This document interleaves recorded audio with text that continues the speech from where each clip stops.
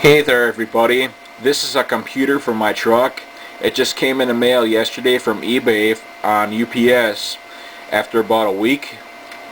And the reason why I'm changing out the computer on the truck is because the truck does not currently run. It has not run in a couple months. The fuel pump won't work, the ignition system does not get power. Basically everything that's operated by the computer does not get power. There's no check engine light on the dash, which indicates the computer is working. There's no check engine light.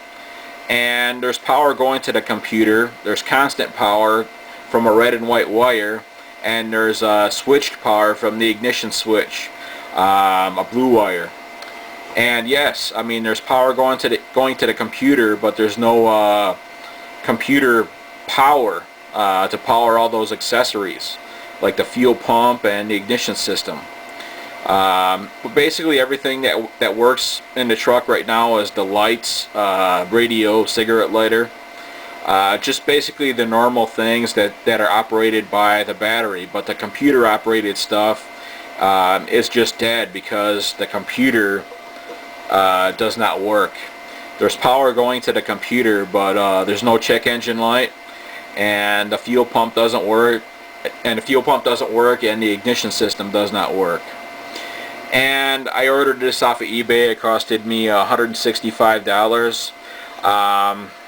In the closing of the auction, I had to give the remanufacturer the part number on the computer, which is 560-40877. And I also had to give the computer remanufacturer my VIN number off the truck too, so they could match up the computer. I couldn't use just any computer found from a junkyard because my truck has a rare option with the two-wheel drive V8, when most two-wheel drive Dakotas were V6s. I mean, there's a lot of V8 4x4 Dodge Dakotas around, but I can't use a 4x4 computer for my truck. I mean, I could use one, but I would get errors, and I don't want errors. So I ordered the exact computer that my truck needs off of eBay from a remanufactured seller. Yes. And yes, I just couldn't use any other computer. I had to get one that was made for the truck, which sucks. 1996 was the first year Dodge went to 3 bus wire ports instead of one single large one. Yeah, 1996 was the first year for that.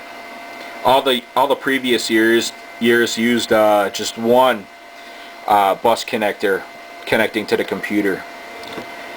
And yes, stay tuned for a video of me installing this in the truck to see if the truck will start, and I hope it starts because I'm sick and tired of worrying about it. So yes, and that concludes this video. Stay tuned. Bye.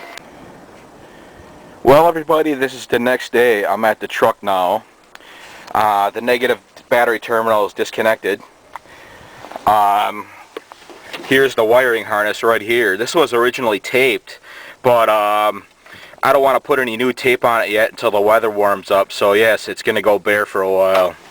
And I just remounted the relay box and the windshield washer bottle. And here's where the computer is, right here, underneath this shield, this metal piece right there. And I labeled all the harness connectors. Like the black one is number 1, the middle one is number 2, and the last one towards the front of the truck is number 3. So yes, I labeled them all, and now it's time to remove the computer. So I'll set the camera down and I'll show you. Let me put the camera here so you guys can see me. First bolt.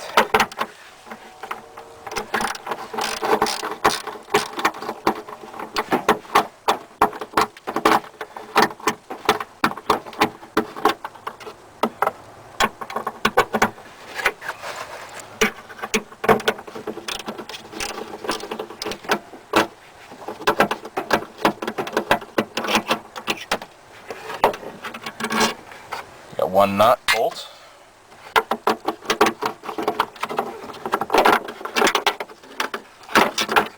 Got the other one. Then one more.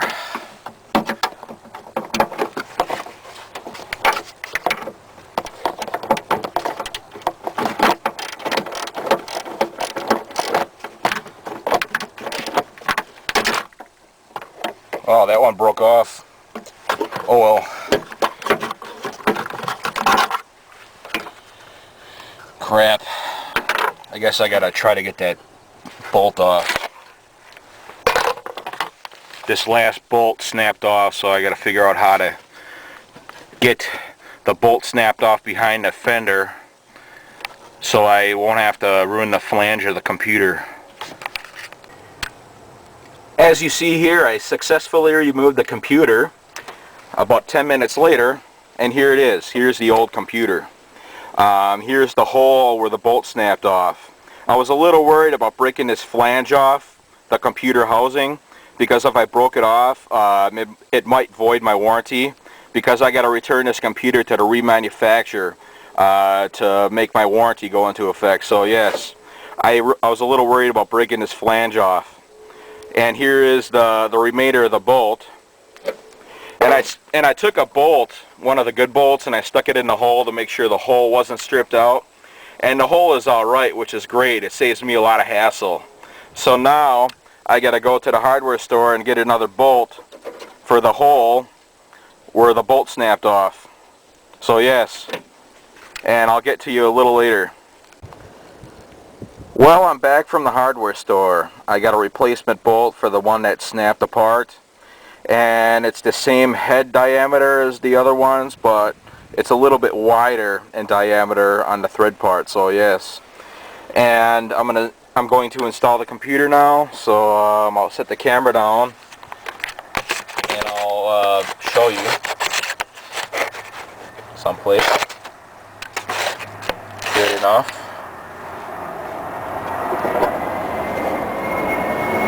And I'll install the connectors first. Here's number one.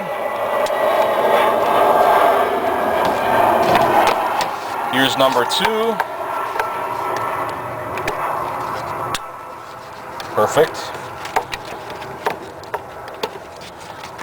Number three is perfect. All the connectors are on. Now I gotta install my shield. And I'll put the new bolt in the hole where the original one snapped off.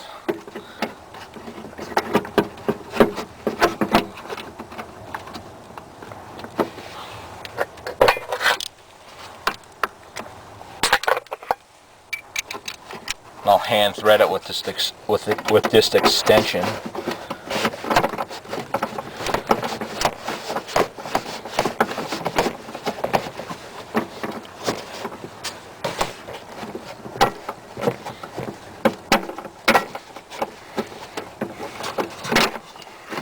Good enough, just as a temporary hang up. I'll snug the bolts later.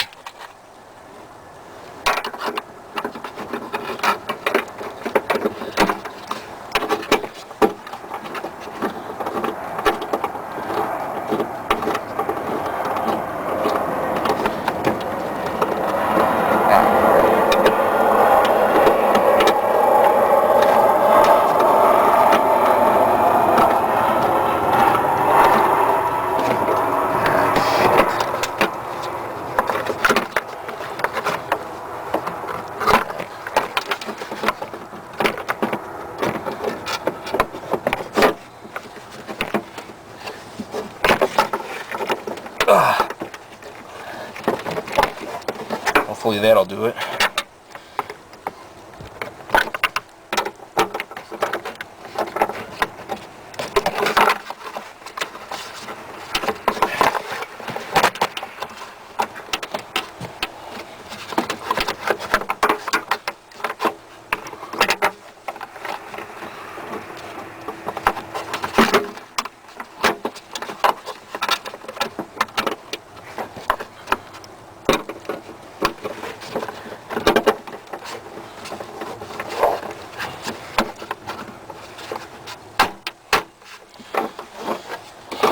plastic shield's a pain in the ass.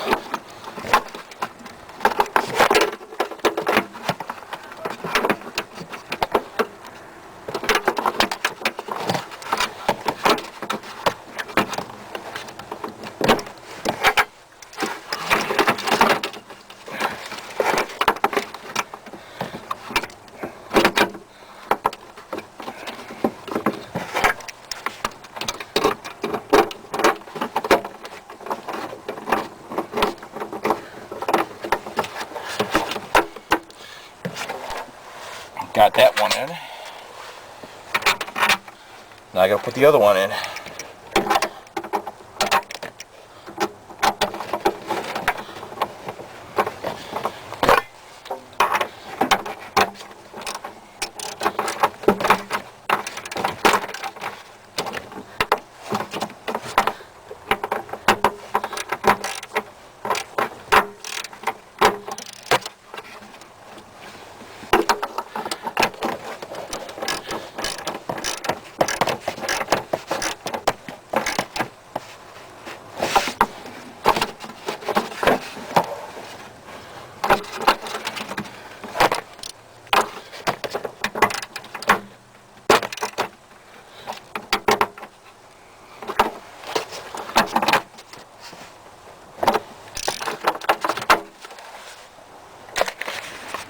Perfect, good enough.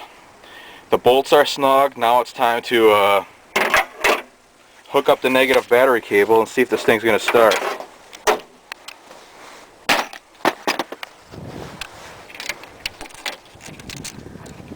This cable's a piece of shit, so I'm going to leave it in this position because it seems to always start. The starter motor seems to turn over the engine in this position, or when the cable's in that position.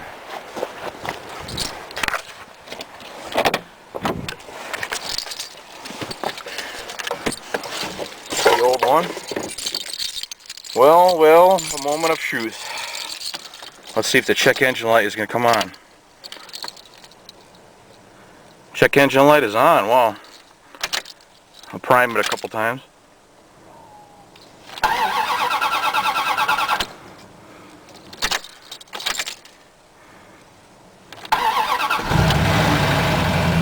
Cool, it started.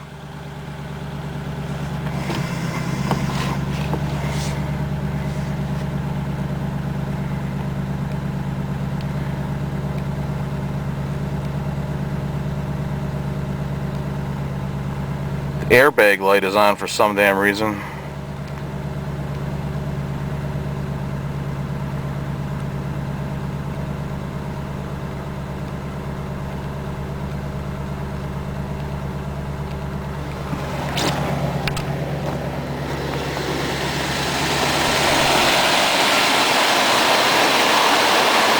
Well, she's a runner, I guess, for now. Now I gotta let her run for a while, so catch you later, bye.